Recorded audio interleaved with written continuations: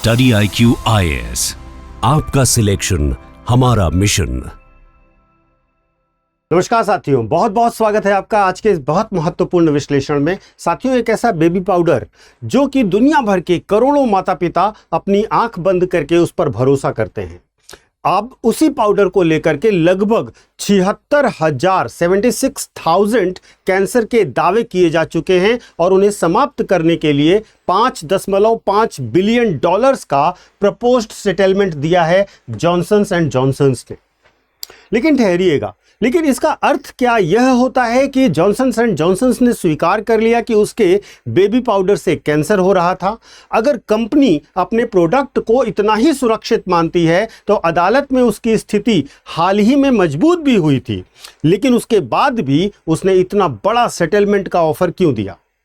और सबसे जरूरी प्रश्न यह है कि भारत में वर्षों तक इस्तेमाल किए गए उस पाउडर और आज के बाजार में बिक रहे जॉनसन्स बेबी पाउडर में क्या अंतर है?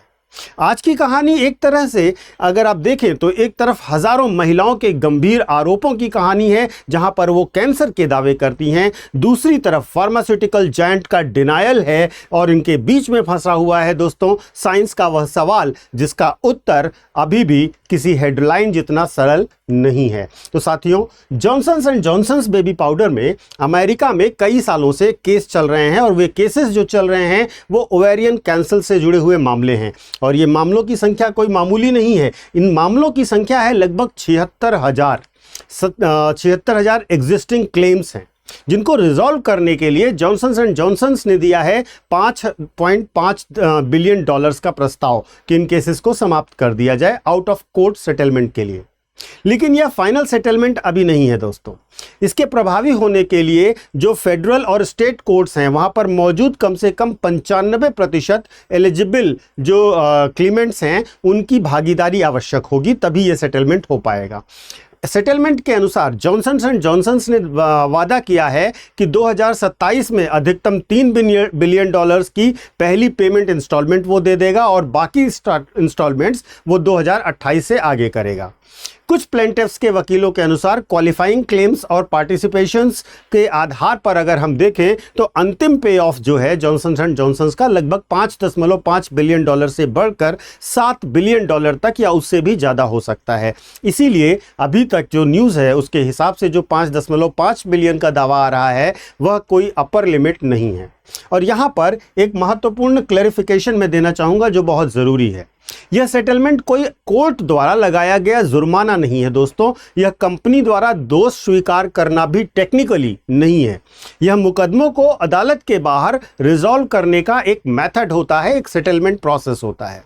जॉनसन्स एंड जॉनसन्स आज भी यह कह रहा है कि उसके खिलाफ किए गए जो कैंसर्स के दावे हैं वो मेरिटलेस हैं और उनका किसी भी तरीके से जो टेल्क है, जो पाउडर है, वो कॉस्मेटिक टेल्क सुरक्षित था। तो फिर प्रश्न और भी बड़ा हो जाता है दोस्तों कि अगर कंपनी को अपनी जीत पर भरोसा था तो उसने सेटलमेंट किया क्यों? हमें यह सब समझना होगा। इन लॉसूट्स के केंद्र में जो मामला है उसको भी ध्यान से देखिएगा दोस्तों।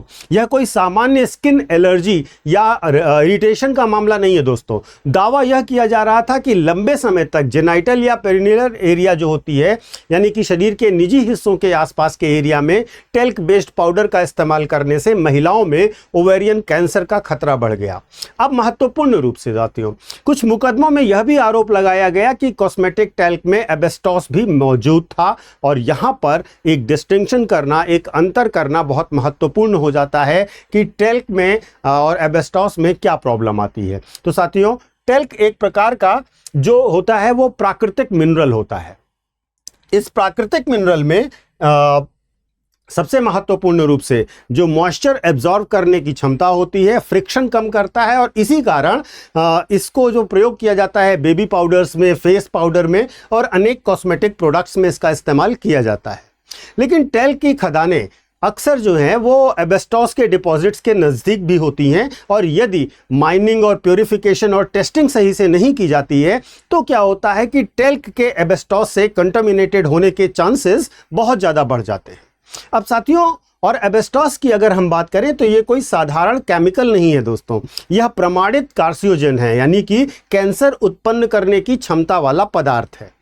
अब जॉनसन एंड जॉनसन लगातार ये कह रही है कि उसके टेल्क में एबेस्टॉस नहीं था और प्रोडक्ट कैंसर का कारण नहीं बना, लेकिन प्लेंटिफ्स का तर्क था कि वर्षों तक पाउडर का इस्तेमाल करने के बाद उन्हें ओवेरियन कैंसर का और अन्य कुछ मामलों में मेसोथेलिमोनिया का जो बीमारी है वो हो गया। कंपनी ने संभावित खतरे के बारे में पर्याप्त वार्निंग नहीं दी थी और यहीं से यह मामला बन जाता है कंज्यूमर ट्रस्ट और कॉरपोरेट लायबिलिटी का, और यह मामला तभी दिलचस्प हो जाता है। अब हम इस वीडियो के सबसे संवेदनशील हिस्से में आते हैं दोस्तों, और सबसे संवेदनशील हिस्सा यह है कि क्या टेल्क बेस्ड जो पाउडर है, जो बेबी पाउडर है, और ओवेरियन कैंसर है, उसके बीच सीधा संबंध वैज्ञानिक रूप से पूरी तरह सिद्ध हुआ है या सिद्ध नहीं हुआ है। तो सीधा और ईमानदार जवाब है कि मामला इतना सरल नहीं है दोस्तों। American food and drug administration यानी कि FDA के अनुसार उन्होंने 1960 के दशक में कुछ प्रकाशित किए थे जर्नल्स, और उसमें उन्होंने कहा था कि जेनाइटल एरियाज में टेल्क कंटेनिंग पाउडर्स का इस्तेमाल करने से ओवेरियन कैंसर के पॉसिबल एसोसिएशंस हो सकते हैं।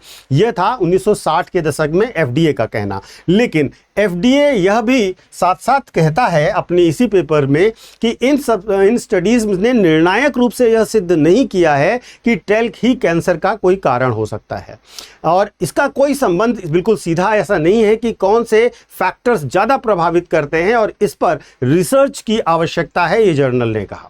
दूसरी तरफ वर्ष 2024 में WHO यानी कि वर्ल्ड हेल्थ ऑर्गेनाइजेशन और से जुड़ी हुई एक international agency for research on cancer है, जो कि जिसको आप IARC के नाम से जानते हैं, उसने टेल्क को ग्रुप 2A यानी कि प्रोबेबली कार्सिनोजेनिक टू ह्यूमंस में क्लासिफाई किया हुआ है। यह हेडलाइन सुनकर लगता है कि फैसला हो चुका है, लेकिन यहां पर हजार्ड और रिस्क के बीच में अंतर समझना जरूरी है। हजार्ड का अर्थ होता है कि सब्सटेंस से कुछ परिस्थितियों में नुकसान पहुंचने की क्षमता है या नहीं है, जबकि रिस्क का तात्पर्य होता है कि किस मात्रा में, किस तरीके से और किस अवधि तक इसके एक्सपोजर से वास्तविक जीवन में नुकसान होने की संभावना है।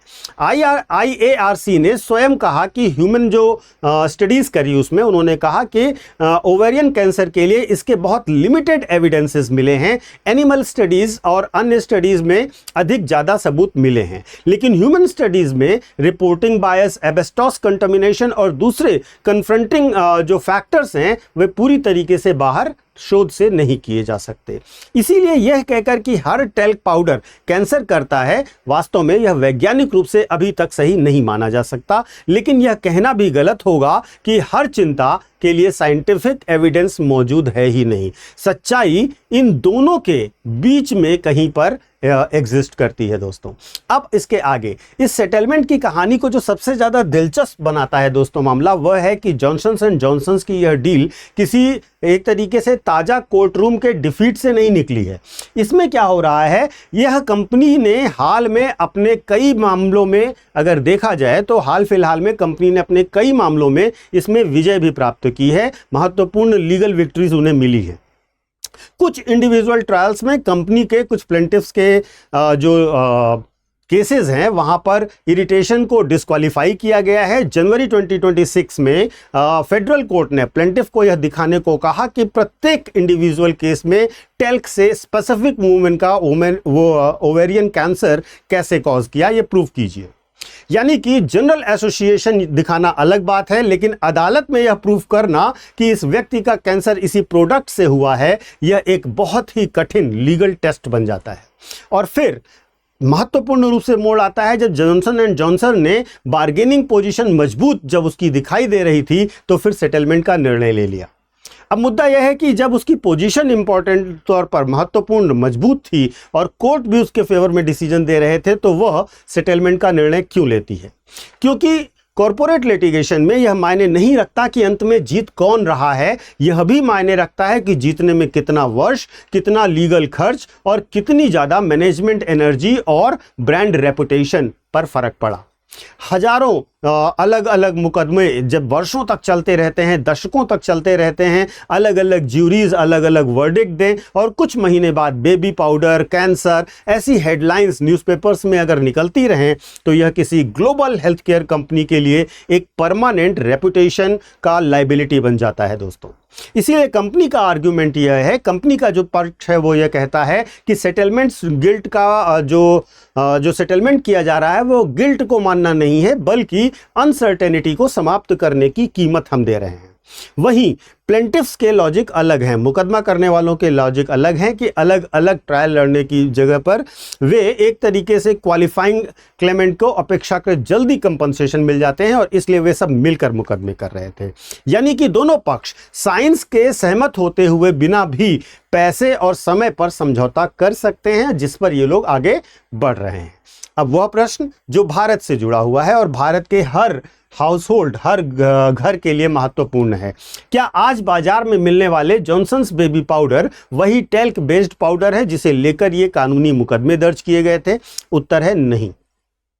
जॉनसन एंड जॉनसन्स ने वर्ष 2020 में अमेरिका और कनाडा में टैल्क बेस्ड बेबी पाउडर की बिक्री बंद कर दी थी। अगस्त 2022 में कंपनी ने यह घोषणा की कि वर्ष 2023 तक वह ग्लोबल लेवल पर talc based Johnson's baby powder को डिसकंटिन्यू कर देगी और पूरा का पूरा प्रोडक्ट जो है वह कॉर्न स्टार्च बेस्ड फॉर्मुलेशन में बदल देगी। इसमें भारत जैसे इंटरनेशनल मार्केट भी शामिल थे, लेकिन यहां पर दोनों पक्षों के नैरेटिव्स अलग अलग हैं।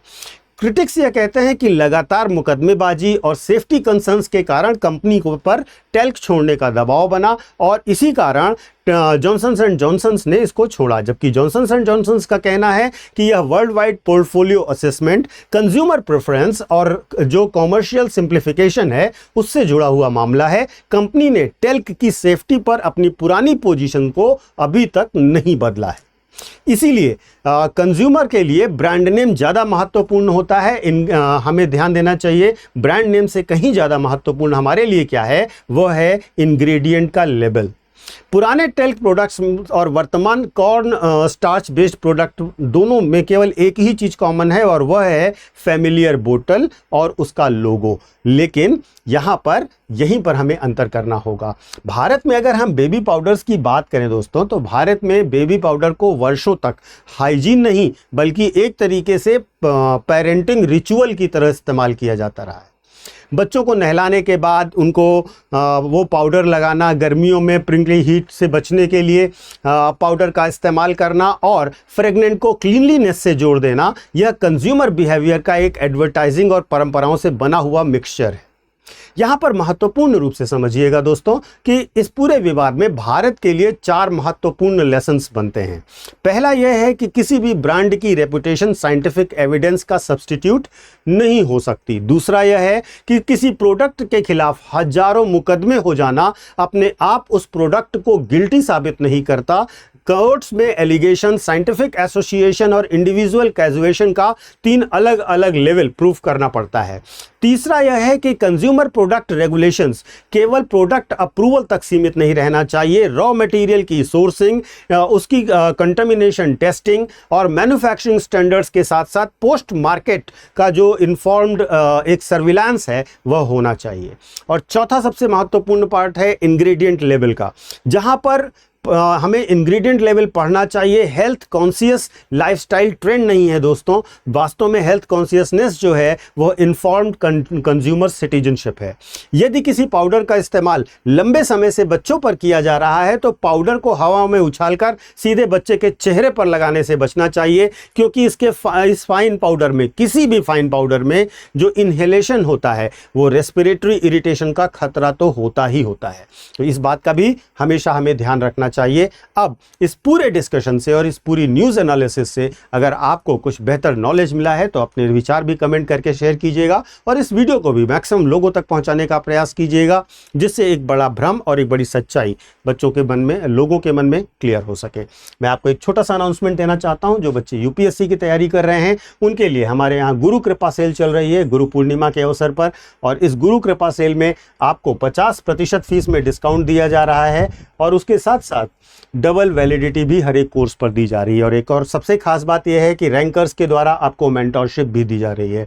हमारे बैचेस में आप हिंदी माध्यम में, इंग्लिश माध्यम में या बाइलिंगुअल किसी भी बैच में आप एडमिशन लेते हैं तो आपको ये सारी सुविधाएं मिलेंगी। आप अगर पीके लाइव कोड का इस्तेमाल करेंगे तो ये सारे के सारे बेनिफिट्स भी आपको मिलेंगे और साथ ही साथ आप मुझसे कॉन्टैक्ट भी कर सकते हैं। मैंने आपको टेलीग्राम और इंस्टा का लिंक दे रखा है। महत्वपूर्ण रूप से आपको 18 बुक का सेट मिलेगा, रेगुलर क्लासेस, मेंटरशिप और ढेर सारी सुविधाएं भी मिलेंगी। तो देर मत कीजिए दोस्तों, इस गुरु कृपा सेल का लाभ लीजिए, ऑफर का लाभ लीजिए और पढ़ाई करते रहिए। धन्यवाद। Thank you so much. जय हिंद। स्टडी IQ IAS, आपका सिलेक्शन हमारा मिशन।